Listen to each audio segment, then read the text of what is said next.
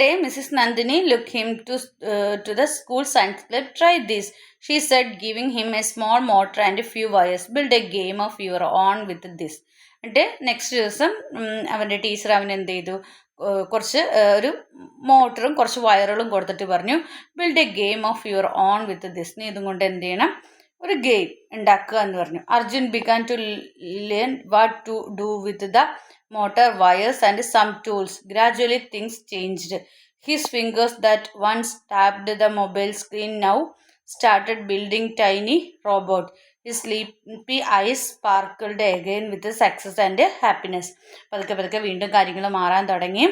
അവൻ എന്താണ് ഒരു ടൈനി റോബോട്ടിനെ ഉണ്ടാക്കാനായിട്ട് തുടങ്ങി അല്ലേ.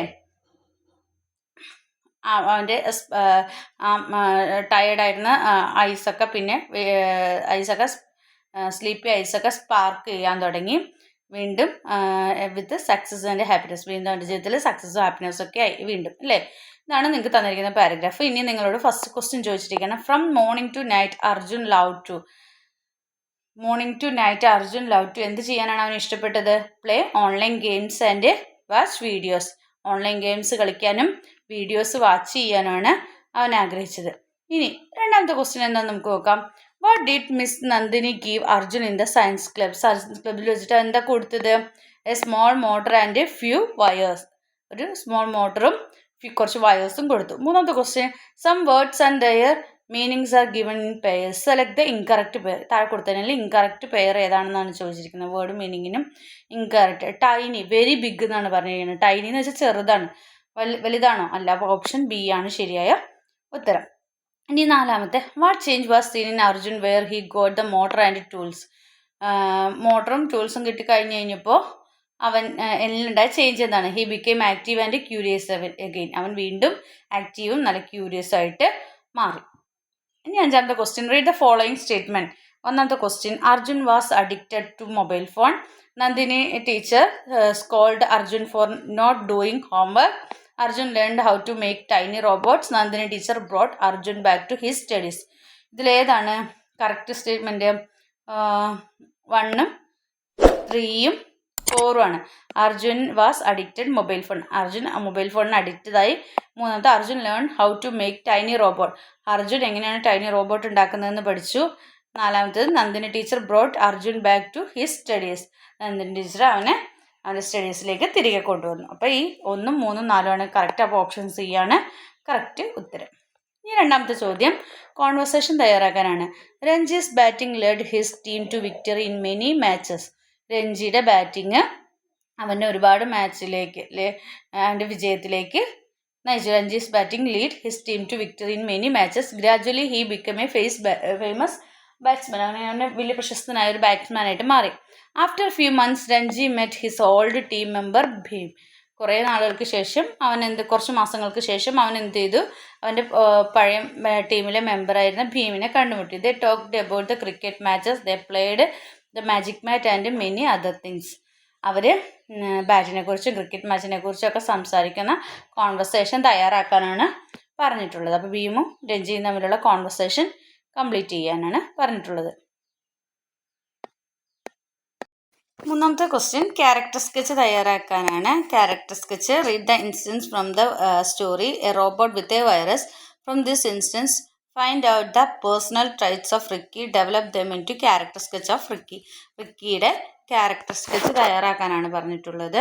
അപ്പോൾ റിക്കി നമ്മളെ സ്റ്റോറിയിൽ പഠിക്കുന്നുണ്ട് എങ്ങനെയാണ്. റിക്കി ആദ്യമൊക്കെ എന്താണ്? Ricky was Messi and careless with his belongings അല്ലേ.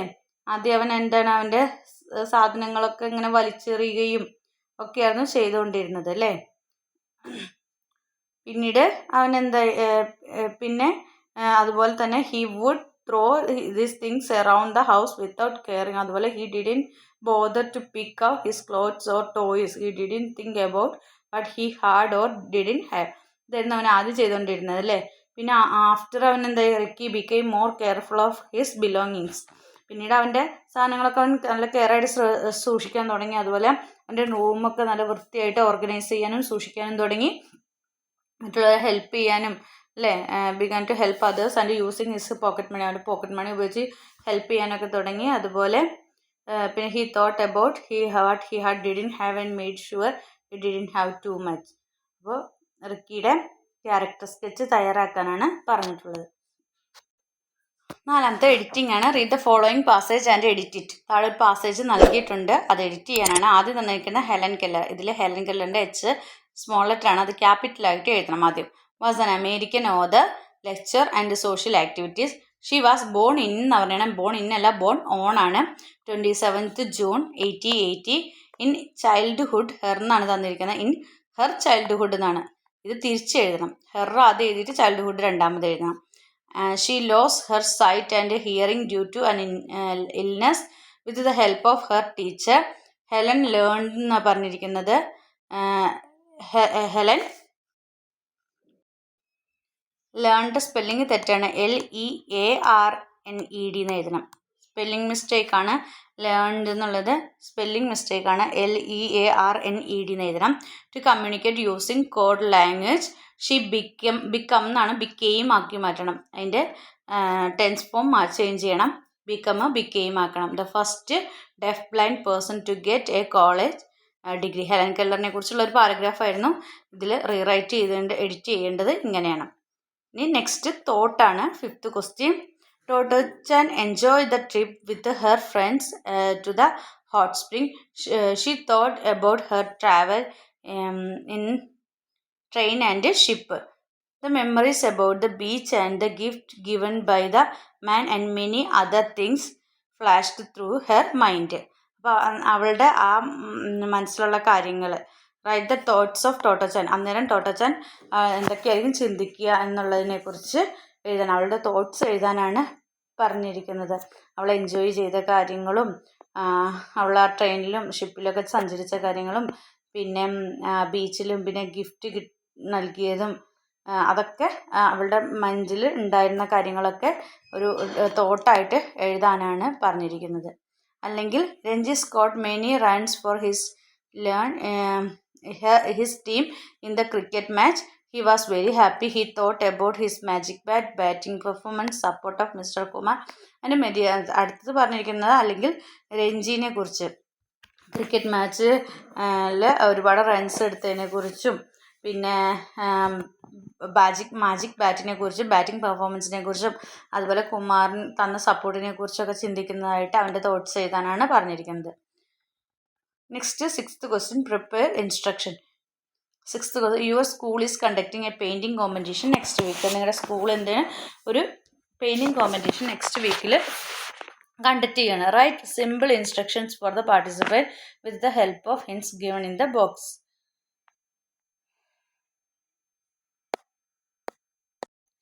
അപ്പോൾ ഈ പ്രോഗ്രാമിനെ കുറിച്ച്, കണ്ടക്ട് ചെയ്യുന്ന പ്രോഗ്രാമിനെ കുറിച്ച് ടൈം എവിടെയാണ്, വെന്യൂ എവിടെയാണെന്നൊരു ഇൻസ്ട്രക്ഷൻ കൊടുക്കുക, അത് എഴുതുക. അടുത്ത ഫുഡ് ആൻഡ് അറേഞ്ച്മെൻറ്റിനെ കുറിച്ച്, ഫുഡും അതിൻ്റെ അറേഞ്ച്മെൻറ്റും എങ്ങനെയാണെന്നുള്ളതിനെക്കുറിച്ച്, പിന്നെ എന്തൊക്കെ കൊണ്ടുവരണം, പിന്നെ എന്താണ് പ്രൈസ് എന്നുള്ള കാര്യങ്ങളൊക്കെ ഉൾപ്പെടുത്തി ഒരു ഇൻസ്ട്രക്ഷൻസ് ഒരു പോയിൻ്റായിട്ട് കൊടുക്കുക.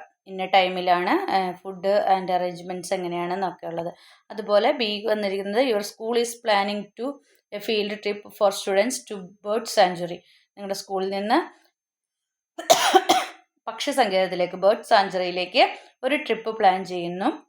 അപ്പോൾ imagine that you are organising the trip. ആ ട്രിപ്പ് നിങ്ങളാണ് ഓർഗനൈസ് ചെയ്യുന്നതെങ്കിൽ എന്തൊക്കെ ഇൻസ്ട്രക്ഷൻസ് ആണ് കൊടുക്കേണ്ടത്. അപ്പോൾ ആ ഇൻസ്ട്രക്ഷൻസ് ഈ പറയുന്ന കാര്യങ്ങളോട് ഉൾപ്പെടുത്തി ചെയ്യാനാണ് പറഞ്ഞിരിക്കുന്നത്.